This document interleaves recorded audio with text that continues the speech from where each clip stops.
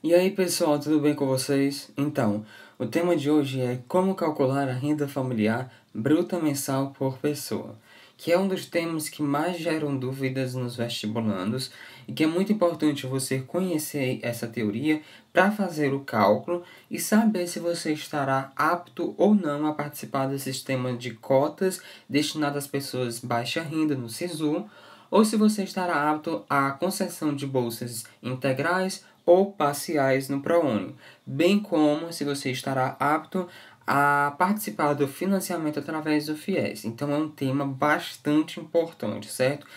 E por esse motivo é um dos temas que mais geram dúvidas nos vestibulandos. E justamente por esse fato, por gerar muitas dúvidas, é importante primeiramente, antes de eu te ensinar como fazer esse cálculo, a gente se ater à teoria.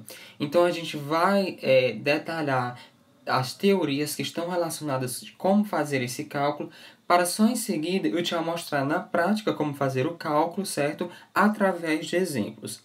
Então, inicialmente, quando eu for mostrar para vocês a teoria, não se assustem. Não precisam você estar se preocupando se você está entendendo ou não muito bem. É só teoria. Só escuta, ok? E só em seguida que eu der a teoria, aí eu vou partir para a prática com exemplos e aí vai ficar muito mais fácil de vocês entenderem, ok? Então, inicialmente, é importante a gente saber qual é a definição de família. De acordo com a Portaria Normativa número 18 de 2012, família é a unidade nuclear composta por uma ou mais pessoas, eventualmente ampliada por outras pessoas que contribuam para o rendimento ou tenham as despesas atendidas por aquela unidade familiar, todas moradoras de um mesmo domicílio. Em seguida, é importante a gente saber também a definição e a distinção entre salário bruto e salário líquido. E por que precisamos saber a definição sobre esses dois salários? Pelo simples fato que apenas um deles vai entrar no cálculo, que neste caso será o salário bruto. E por esse fato de apenas um deles será o responsável por entrar no cálculo, precisamos saber qual é a diferença. Para quem trabalha, vai saber do que eu estou falando, e quem não trabalha vai entender agora. Salário bruto é aquele salário pelo qual a empresa contrata um funcionário. É um salário sem os descontos, porque todo salário é reincidido sobre ele alguns tributos, como imposto de renda, INSS, que é para aposentadoria, e contribuições sindicais, dentre outros. Depois que eu retiro esses tributos em cima desse salário bruto, certo? Sobra o salário líquido, que é aquele salário em que todas as pessoas recebem mensalmente. Toda vez que você trabalha e o dinheiro que você recebe, que você pode gastar, a gente chama de salário líquido, que é aquele que já vem com os descontos.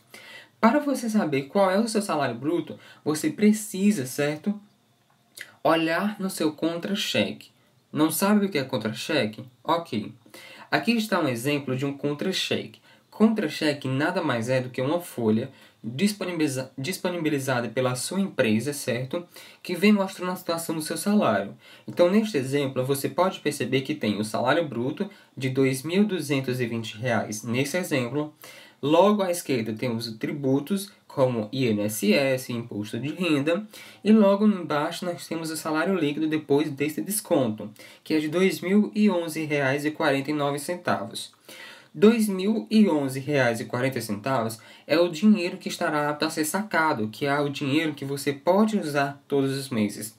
Mas o salário bruto de R$ 2.200 é este o salário que vai entrar no cálculo, certo? E ele pode vir no contra-cheque com outros nomes. Pode vir com o nome salário bruto, com vencimentos, que é o caso desse exemplo, e dentre outros nomes.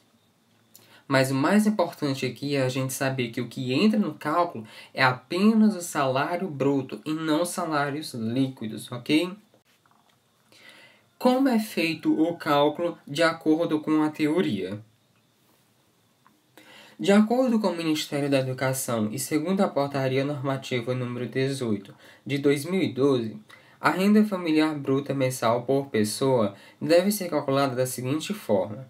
Primeiro, calcula-se a soma dos rendimentos brutos recebidos por todas as pessoas da família a que pertence o estudante, levando-se em conta, no mínimo, os 3 meses anteriores à data de inscrição do estudante no processo seletivo. Segundo, calcula-se a média mensal dos rendimentos brutos recebidos.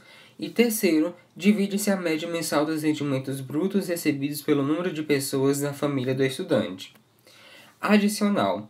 Para calcular a renda bruta recebida, devem ser computados os rendimentos de qualquer natureza, recebidos pelas pessoas da família, a título eventual ou regular, inclusive aqueles provenientes de locação ou arrendamentos de bens móveis ou imóveis. Agora, a minha interpretação para a teoria de como calcular a renda familiar de acordo com o Ministério da Educação. Deve-se somar os rendimentos brutos de cada membro do grupo familiar referentes aos últimos 3 meses que antecedem a inscrição no processo seletivo.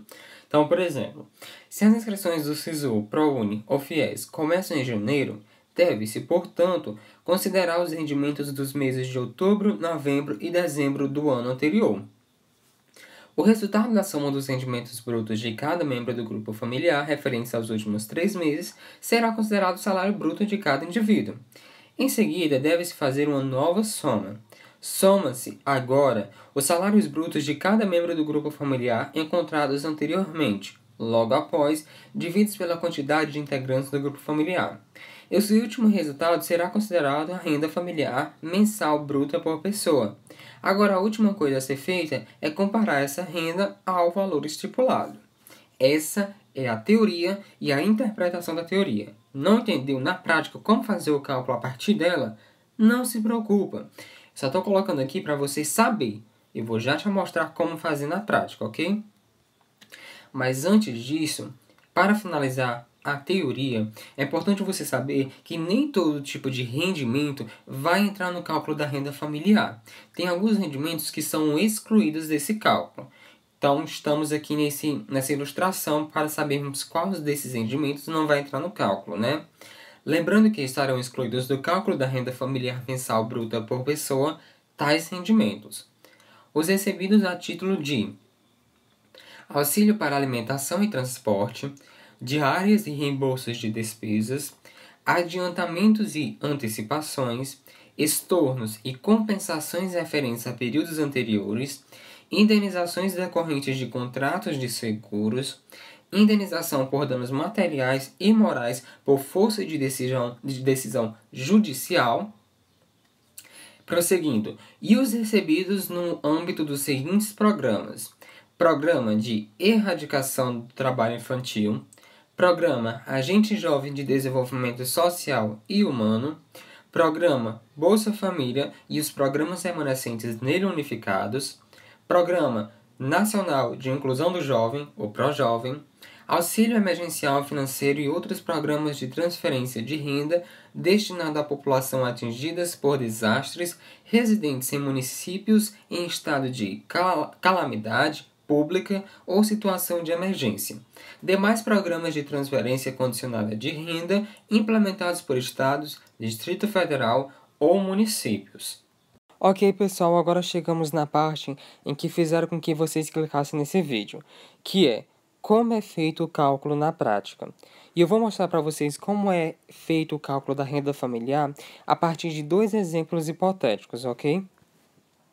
O primeiro exemplo hipotético é o da família A, que é composta por 4 integrantes, o pai, a mãe e 2 filhos. Logo abaixo dessa família, nós vemos os rendimentos de cada um desses membros referentes aos últimos 3 meses do ano anterior, setembro, outubro e novembro, como vocês podem observar em vermelho. Logo, ao lado, vocês podem observar o rendimento de cada um desses integrantes, certo? Referentes a cada um desses meses.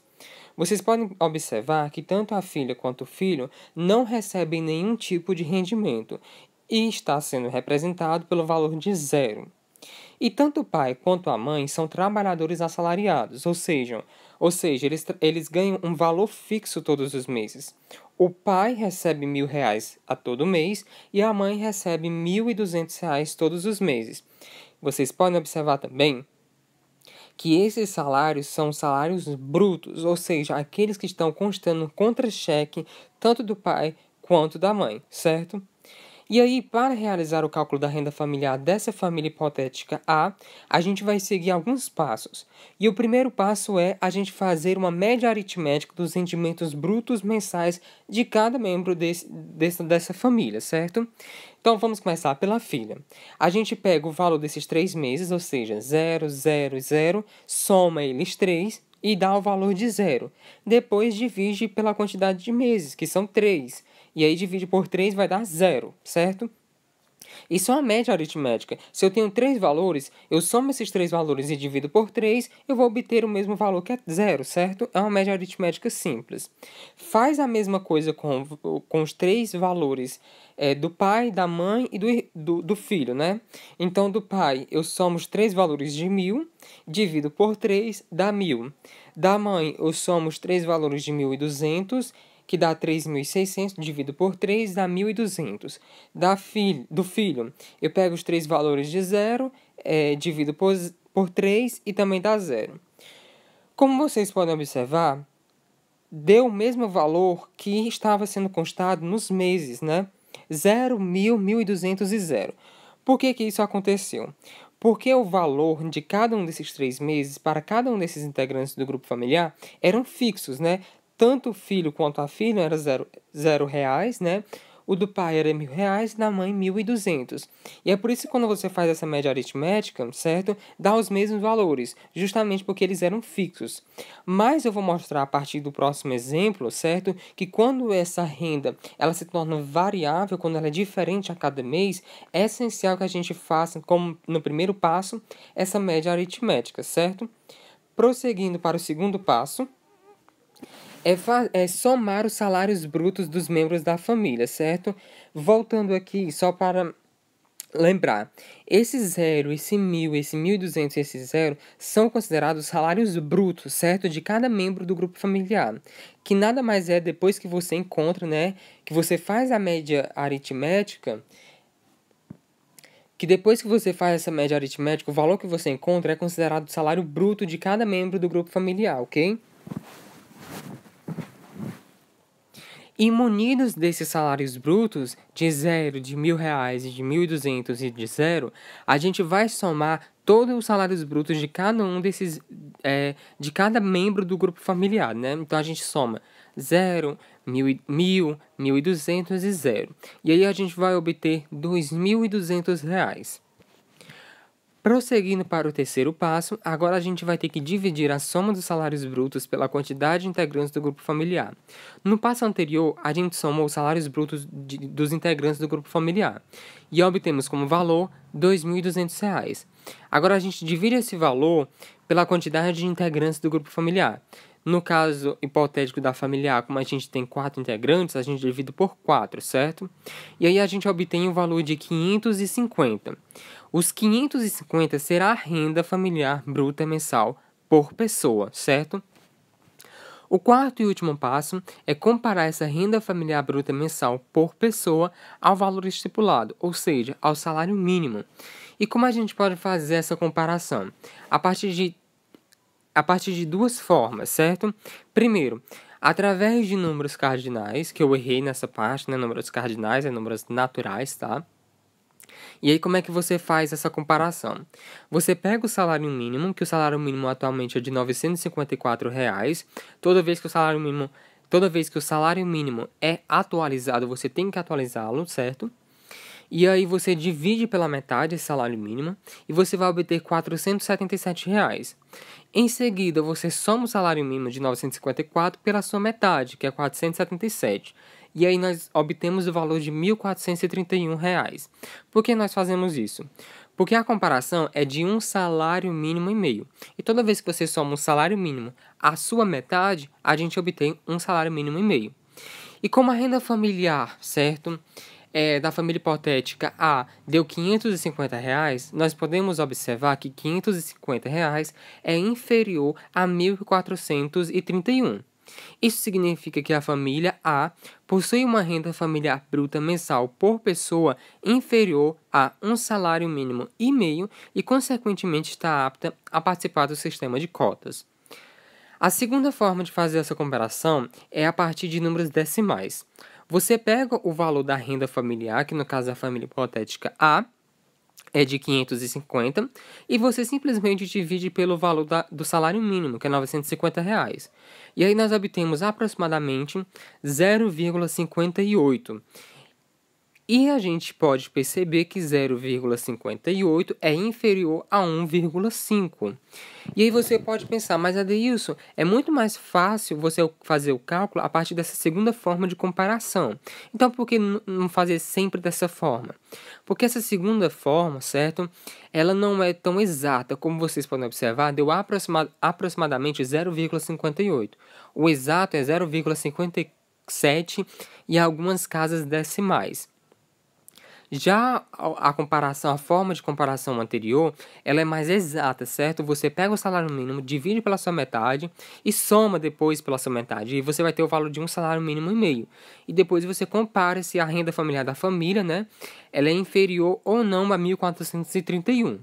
Mas também você pode fazer da segunda forma, certo? De comparação. Tanto a primeira quanto a segunda você chega a um valor. Agora a gente vai partir para o segundo caso hipotético, que é o da família B, para exemplificar e deixar mais claro, porque nesse caso hipotético da família B, vai conter alguns dos integrantes do grupo familiar, aqueles que possuem salários variáveis, ou seja, diferente a cada mês, certo? Nós vamos ter nessa família B um pai, uma mãe, um filho, uma filha, mas também vamos ter um avô e uma avó, certo? E a gente pode perceber que os salários de cada um referem-se aos os 3 últimos meses do ano anterior, setembro, outubro e dezembro, certo? Nós vamos ter do pai, no mês de setembro, R$ 300 que ele ganhou, é o rendimento. É porque tanto o pai quanto a mãe são autônomos e por isso eles recebem esse salário variável, né? Cada mês é diferente, porque eles trabalham por conta própria e tudo mais. E aí no pai, no mês de setembro, ele ganhou R$ 300, em outubro 600, em dezembro 1.200. Tanto a avó quanto o avô são aposentados e recebem a cada mês um salário mínimo, 954. A mãe, no mês de setembro, recebeu 200, em outubro 500 e em dezembro R$ 650, ok?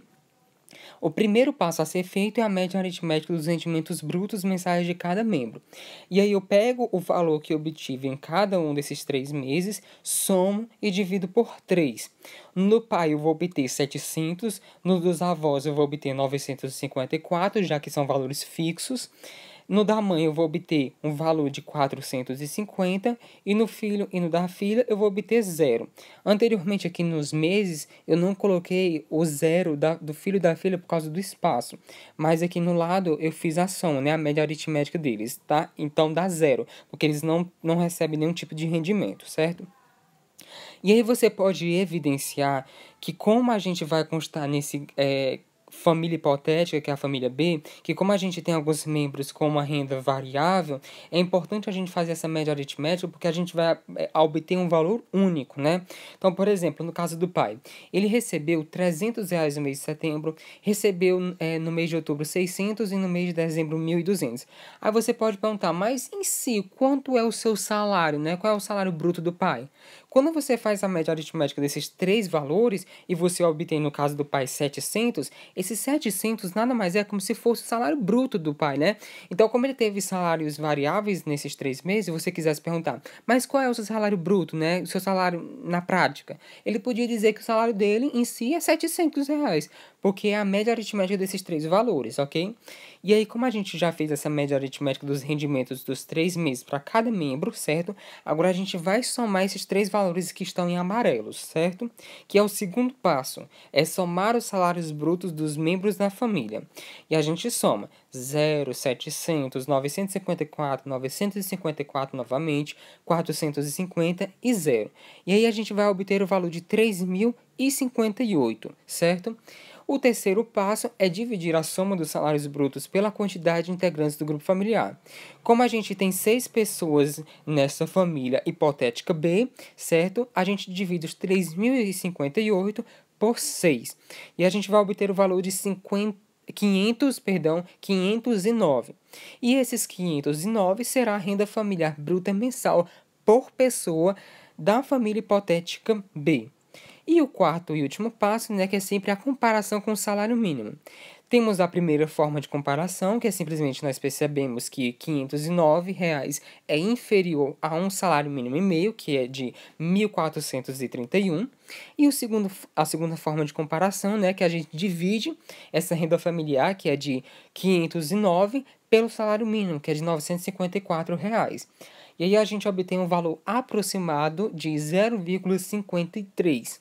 E percebemos que 0,53 é inferior a 1,5.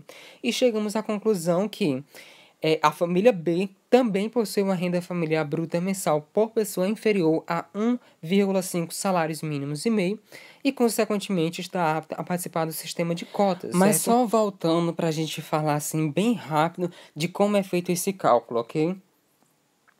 Então, você vai pegar o rendimento de cada membro do grupo familiar referente aos 3 meses do ano anterior, que é setembro, outubro e dezembro, independentemente de qual seja a situação dele, né? Se ele é um autônomo, se ele é aposentado, ou se ele não tem nenhum tipo de remuneração, como é o caso do filho e da filha, e você pega esses 3 rendimentos, né? Esses rendimentos referentes a esses 3 meses, certo? Mas lembrando que nem todo tipo de rendimento entra no cálculo. Se você não se lembra de quais são os rendimentos que não entram no cálculo, eu peço que você volte para o início, certo? Que tem, em uma das ilustrações, fala de quais são esses rendimentos que são excluídos do cálculo. Depois, o primeiro passo é você fazer uma média aritmética desses rendimentos referentes aos 3 meses de cada membro, independentemente se ele é autônomo, aposentado ou se ele não recebe nenhuma remuneração. Esses valores amarelos é o valor, depois que você faz essa média, e é considerado o salário bruto de cada integrante do grupo familiar. O segundo passo é só você somar o valor desses salários brutos, que é esses valores aqui em amarelo que a gente obteve a partir da média aritmética. Depois, com esse valor vermelho que a gente obtém, a gente vai para o terceiro passo, que é simplesmente dividir esse valor pelo número de integrantes do grupo familiar. O valor que a gente encontrar é a renda familiar, ok?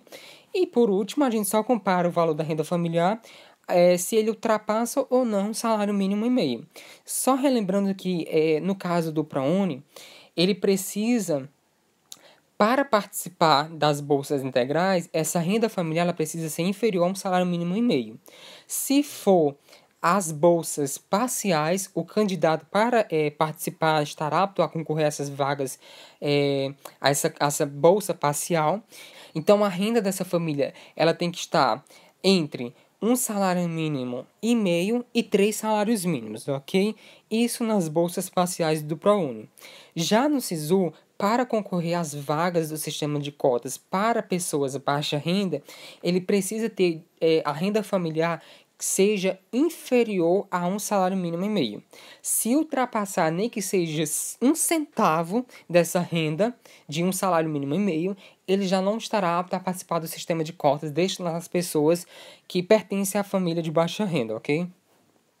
Agora, partindo para a próxima ilustração, que é como posso comprovar os rendimentos de cada membro do grupo familiar. Então, por exemplo, Adeilson, meu pai é autônomo, como é que eu posso comprovar a renda dele? Adeilson, minha avó, meu avô são aposentados, como eu posso comprovar a renda dele, certo? E a gente vai para o esquema agora de como a gente pode comprovar o rendimento de cada membro do grupo familiar, independentemente da sua situação. E aí a gente vai dividir por cada situação, certo?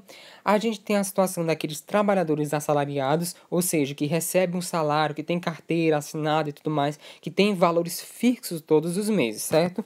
E aí, no caso de trabalhadores assalariados, você vai ter que apresentar um ou mais dos seguintes documentos, né?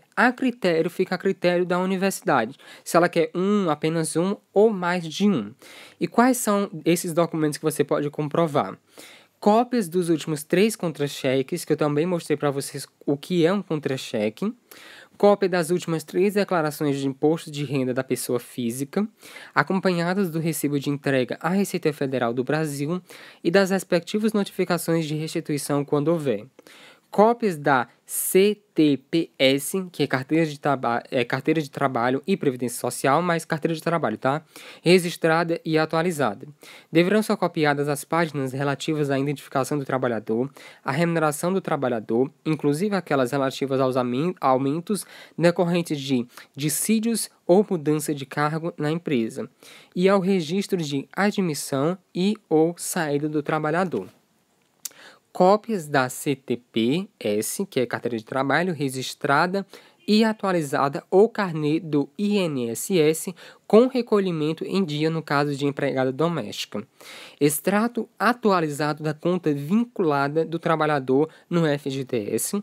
Extratos bancários dos últimos 3 meses, pelo menos. No caso de aposentados e pensionistas, apresentar um ou mais dos seguintes documentos, ficando a critério da universidade: extrato mais recente do pagamento de benefício, declaração de imposto de renda acompanhada do recibo de entrega à Receita Federal do Brasil e da respectiva notificação de restituição, quando houver, extratos bancários dos últimos 3 meses, pelo menos. No caso de pessoas que exercem atividade rural, apresentar um ou mais dos seguintes documentos a critério da universidade: cópia das últimas 3 declarações do imposto de renda, acompanhadas do recibo de entrega à Receita Federal do Brasil e das respectivas notificações de restituição, quando houver. Cópias das últimas 3 declarações de imposto de renda da pessoa jurídica, IRPJ. Cópias de quaisquer declarações tributárias referentes às pessoas jurídicas vinculadas ao membro da família, quando for o caso. Extratos bancários dos últimos 3 meses, pelo menos, da pessoa física e das pessoas jurídicas vinculadas. Cópias de notas fiscais de vendas. Quando algum membro do grupo familiar recebe rendimento de aluguel ou arrendamento de bens móveis e imóveis, que esse é um tipo de rendimento que entra no cálculo, ok? Apresentar um ou mais dos seguintes documentos a critério da universidade: cópia das últimas 3 declarações de imposto de renda acompanhada dos recibos de entrega à Receita Federal do Brasil e das respectivas notificações de restituição, quando houver. Extratos bancários dos últimos 3 meses, pelo menos. Contrato de locação ou arrendamento devidamente registrado em cartório, acompanhado dos 3 últimos comprovantes de recibos. Autônomos e profissionais liberais, apresentar um ou mais dos seguintes documentos a critério da universidade: cópias das últimas 3 declarações de imposto de renda, acompanhadas dos recibos de entrega à Receita Federal do Brasil e das respectivas notificações de restituição, quando houver. Cópias de quaisquer declarações tributárias referentes às pessoas jurídicas vinculadas ao membro da família, quando for o caso. Guias de recolhimento ao INSS com comprovante de pagamento dos últimos meses, compatíveis com a renda declarada. Extratos bancários dos últimos 3 meses, DECORE, Declaração Comprobatória de Percepção de Rendimentos, MEI, Microempreendedor Individual, declaração emitida por sindicato, associação e ou igreja, com descrição da atividade exercida e da remuneração recebida pelo trabalhador. Além disso, é importante lembrar que algumas universidades disponibilizam no site da instituição diversas declarações, tais como declaração de composição do núcleo familiar, termo de declaração de pessoa com deficiência, termo de autodeclaração de pretos, pardos e indígenas, declaração de ausência de renda, declaração de trabalhador autônomo, profissionais liberais e ou trabalho informal, declaração de ter cursado todo o ensino médio em escola pública. Adeus, o que são essas declarações? É simplesmente uma folha, certo, que você preenche dizendo que, eu sou deficiente, eu sou preto, pardo, indígena, que é de autodeclaração, pessoas que não recebem renda, você assina lá, eu não recebo renda, né? É uma declaração, uma folha que você só preenche, certo? Algumas universidades solicitam que você entre no site, procure por essa declaração, imprima e leve já preenchida para a universidade. Por exemplo, teve uma vez que eu fui até uma universidade, certo, federal, para me inscrever na lista de espera. E para me inscrever na lista de espera, era solicitado que eu entrasse no site, procurasse pela declaração de composição do núcleo familiar, imprimisse, preenchesse e levasse para me inscrever na lista de espera presencial, certo? Então, neste caso, eu precisei entrar no site e imprimir. Tem outras universidades que não precisam que você entre no site, imprima e preencha. Elas já fornecem a você, por exemplo, no ato da matrícula. E aí não precisa você se preocupar em imprimir e preencher. Você só vai preencher lá no ato da matrícula quando eles fornecem já essa declaração para você, tá? Mas o que acontece? Você pode ficar em dúvida, mas eu imprimo, não imprimo, como é que eu faço? Simples. Faça o que a universidade solicita a você. Se ela solicita que você imprime e já leve devidamente preenchida, você faz isso. Obviamente, ela já vai estar disponibilizando em parte do site dela uma página que você pode encontrar e imprimir essas declarações e esses termos, certo? Se ela pede com que você não precise imprimir, que ela vai fornecer você no ato da matrícula, então não precisa se preocupar, tá? Eu só coloquei essas declarações, essa ilustração de declarações e termos, porque muitas pessoas têm dúvidas. Às vezes, como é que eu faço para comprovar que eu não tenho renda? Através dessa declaração, né? Tem uma declaração que elas fornecem às universidades para que você assine dizendo que não tem renda. Tem a declaração que diz que você fez todo o ensino médio em escola pública, mas além da declaração você tem que levar todo o seu histórico do ensino médio, como que mostra que você terminou em escola pública e tudo mais. Caso reste mais alguma dúvida, você pode ligar para o Ministério da Educação, que o número é 0800 61 61 61, e ou entrar em contato com a universidade que você está concorrendo à vaga, por meio de telefone, que é o que eu mais recomendo, ou por e-mail, que eu não recomendo tanto, já que demora mais. E também você pode fazer uma pergunta através dos comentários dos meus vídeos, né? Você vai lá embaixo, você faz a pergunta e sempre que eu puder eu vou responder. Eu acho que eu respondo os 90% das dúvidas das pessoas nos comentários dos meus vídeos. Além disso, é importante que eu aconselho a vocês a sempre estar visualizando os comentários dos meus vídeos, porque eu sempre respondo muitas. Então, olhe os comentários dos vídeos que tem bastante dúvidas interessantes, tá? Para que vocês possam ver. E é só isso, chegamos ao fim. Eu espero que vocês tenham entendido, porque o cálculo da renda familiar é um dos assuntos que mais geram dúvida, e por isso que eu fiz um vídeo bastante longo, preenchendo tudo aquilo que norteia esse assunto para ser um vídeo bastante completo. Então é só isso, qualquer dúvida, fala nos comentários, e boa sorte, e até a próxima.